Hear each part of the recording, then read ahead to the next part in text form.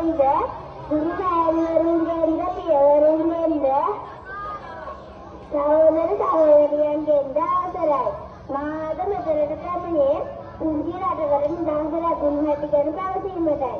ඒ පුංචි රට නම් ශ්‍රී ලංකාවයි. ඒ අපේ රටයි. මගේ රට මුලින්ම අටක් කරගන්න ලබන්නේ 1505 දී පෘතුගීසීන්ය. ඔවුන් මගේ රටේ මුහුදුබඩ ප්‍රදේශයේ අටක් කරගන්නේ.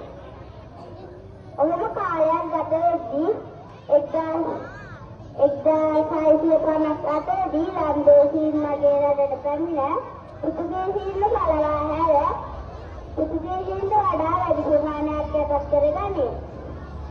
1796 දී ඉතාලි ජාතිකයන් මගේ රටට පැමිණ හඳුන්වන ප්‍රදේශය හැරෙන්න අනෙක් සියලුම ප්‍රදේශ අටක් කරගන්නේ. කෙසේ හෝ 1815 මාර්තු 2 වෙනිදා මහනුවර මගුල් මඩුවේදී හඳුන්වන කිවිසුමට අත්සන් තබන ලදී.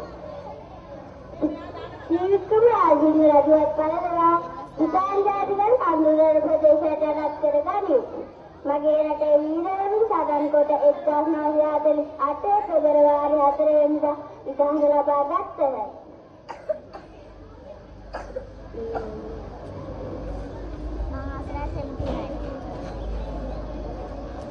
අපේ ඉතාලි ජාතිකයන් විසින් මගේ රට ස්වාධීන රාජ්‍යභාර ප්‍රකාශ කළහ.